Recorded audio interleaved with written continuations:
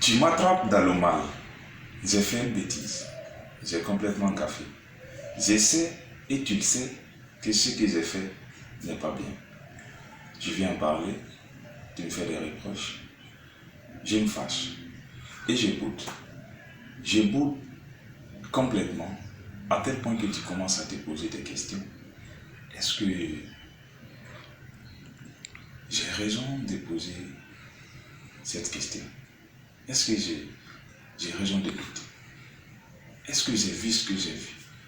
Alors qu'en réalité, la situation elle est claire. Je te connais. Qu'est-ce que c'est? Vous êtes en pleine manipulation. Alors, bienvenue sur cette chaîne. Aujourd'hui, nous allons parler de quelque chose de très très important. Alors, je vous demande de vous asseoir parce que ça va énormément vous aider. Moi, j'ai plusieurs fois été victime de manipulation. Et c'est une forme de manipulation très méconnue, mais que les gens utilisent très souvent dans la vie de tous les jours, surtout dans les relations, dans la vie des couples, fiançailles, dans les relations de famille, dans les relations amicales. Mais aujourd'hui, nous allons parler de cette forme de manipulation qui est très très courante et qui est très méconnue dans les relations de couple. Alors, bienvenue sur cette chaîne. C'est le moment de vous abonner si ce n'est pas encore fait, parce que ici, nous parlons de développement personnel, nous parlons de relations humaines, nous parlons de séduction. Alors, on va aller très vite. Je vais parler d'un monsieur que je connais très bien, monsieur Salif. Monsieur Salif est un homme très calme, très posé, très beau, qui est fiancé à une jeune dame, très belle aussi, mais sauf qu'il y a un problème. Le problème c'est quoi? C'est qu'à chaque fois que la fiancée de M. Salif fait quelque chose de négatif, de quelque chose de pas bien, et que M. Salif essaie de lui remettre en cause, essaye de discuter afin de trouver une solution, elle se fâche. Elle boude complètement. Elle ne veut pas en parler.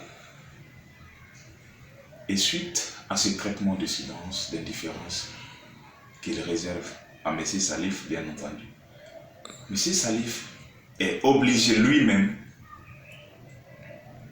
de venir présenter ses excuses.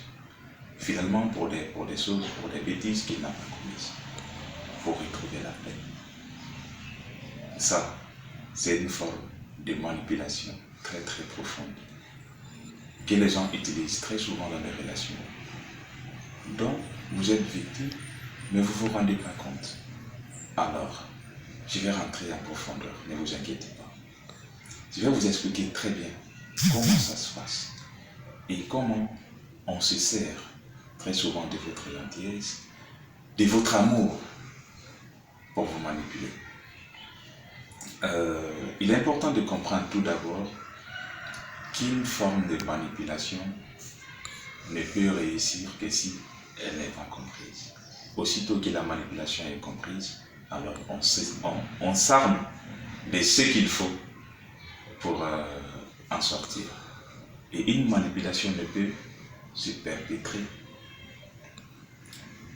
et comme je le dis, si elle est utilisée à l'encontre d'une personne qui n'est pas consciente de ce dont elle est victime. Alors, comment ça se manifeste? Comme aujourd'hui nous parlons de relations de couple, nous allons parler de ça. Dans nos prochaines vidéos, nous essaierons de voir comment des formes de manipulation se manifestent dans les relations amicales, dans les relations fraternelles, ainsi de suite. Alors, et vous êtes certainement retrouvé dans des situations, dans des relations avec une personne qui ne reconnaît jamais qu'il a tort. Quand il fait quelque chose de pas bien, tu essaies de lui dire, non, ce que tu as fait là, ce n'est pas bien. La personne, elle boude. Tu as connu ça? Tu t'es une fois retrouvé dans une situation où tu sais vraiment que la personne a commis une bêtise, tu essayes de le recadrer, tu essaies de discuter afin de trouver une solution. Mais la personne, elle joue à l'indifférence. Elle se comporte de telle sorte que non, c'est toi qui as tort, ce n'est pas lui. Si cette personne, bon, prenons ta fiancée, elle vit de loin, vous ne vivez pas ensemble, et qu'est-ce qu'elle fait? C'est que quand, si elle a l'habitude de vous appeler, elle ne vous appelle plus. Elle ne vous envoie plus de messages. Elle peut faire un jour, elle peut faire 3 jours, ça peut aller une semaine ou au-delà. Jusqu'à ce que toi-même tu prends ton téléphone pour discuter. C'est de la manipulation. Ou alors si vous vivez dans la même maison avec la personne, qu'est-ce que cette manipulatrice fait? C'est que quand vous lui posez des questions, soit elle répond pas, soit elle répond par oui ou par non. Des réponses très courtes. Tu lui poses la question, est-ce que tu as parlé à tonton Abdoulaye? Elle dit oui. Est-ce que tu as réglé les factures dont je t'avais parlé avant-hier? Elle dit non. C'est qui des réponses très courtes et très simples. Si elle vient par exemple te trouver au salon en train de suivre la télé, elle part directement dans la chambre ou alors elle sort dehors, elle reste dehors. Elle t'évite alors qu'à la base, tu as tout simplement voulu discuter pour résoudre un problème entre vous. Si c'est vraiment important, si c'est vraiment impérieux, tu lui demandes par exemple, je cherche la clé de ma voiture. Tu n'as pas vu la clé de ma voiture? Si la personne sait où elle se trouve, où se trouve la clé de la voiture, elle va aller tout simplement prendre la clé et venir déposer. Parce qu'elle ne veut pas te parler. C'est que la personne se comporte de telle sorte que tu commences à te poser des questions sur ton raisonnement. Tu te dis, ben, si la personne se comporte vraiment comme ça, si elle boude de la sorte, peut-être que j'ai pas raison. Peut-être que c'est moi qui ai tort. Tu commences à te dire, mais est-ce que j'ai vu ce que j'ai vu? Alors j'ai imaginé. Est-ce que mon subconscient ne me joue pas des tours? Mon cher ami, calme-toi. C'est de la manipulation. Tu dois le comprendre. Et à partir d'aujourd'hui, quand une personne joue avec toi de la sorte, tu sais que c'est de la manipulation. La personne veut amener ton subconscient à détourner la réalité que vous êtes en train de vivre. Alors, je vais prendre une deuxième forme de manipulation que les gens utilisent très souvent. Cette forme de manipulation est généralement utilisée par des personnes narcissiques. Vous savez, les narcissiques, généralement, ne reconnaissent jamais leur tort. Ils ne reconnaissent pas leur tort.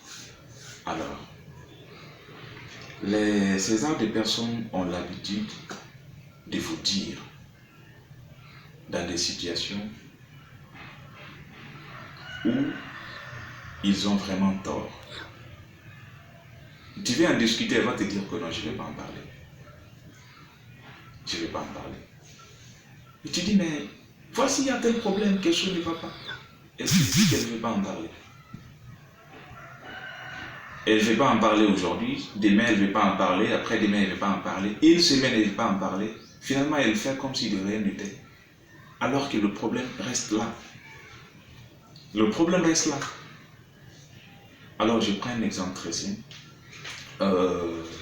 Ça arrive très souvent dans les couples. Ton mari laisse son téléphone sur la table, disons. Soudain, il reçoit un message. Voilà, le message est là, tu vois. C'est notre femme qui l'a amené ce message-là. Alors, il vient, tu essaies d'avoir des explications, tu lui poses des questions par rapport à ça. Toi, tu lui poses des questions par rapport au message qu'il a reçu, par rapport à son infidélité, bien sûr. Mais, il se fâche de telle sorte que il te boude, de telle sorte que tu commences à te dire, ben, Peut-être que je ne devrais même pas regarder le message. Peut-être que je ne devrais même pas lui poser la question. Alors que le problème ici, c'est son infidélité. C'est ça le problème. Mais il détourne comme si le problème c'était le fait de regarder son message. Vous voyez un petit peu ce que je veux dire? Et les manipulateurs narcissistes aiment dire également. Par exemple, on te dit, toi tu parles comme une femme. Et tu veux réagir, on te dit que non, tu es trop sensible. Tu prends trop les choses au sérieux. Je pense que vous avez très souvent entendu ça. Une personne te manque de respect. Ça te fait mal. Tu veux lui faire des reproches, tu veux lui recadrer. On te dit que tu es trop sensible. Ou alors tu prends ça trop de façon personnelle. Vous voyez ce que ça veut. Vous voyez ce que ça fait. Si tu ne comprends pas, tu te dis, ben, peut-être qu'ils ont raison. Je suis trop sensible. Je ne devrais pas me fâcher. Alors, je prends un autre exemple. Un frère, un ami vient te dire, ben, prête-moi ta voiture, je vais faire un tour. Je reviens dans 1 heure du temps.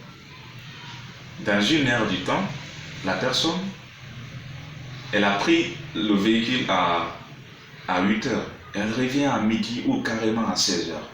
Alors qu'il t'avait dit qu'il part juste faire un tour.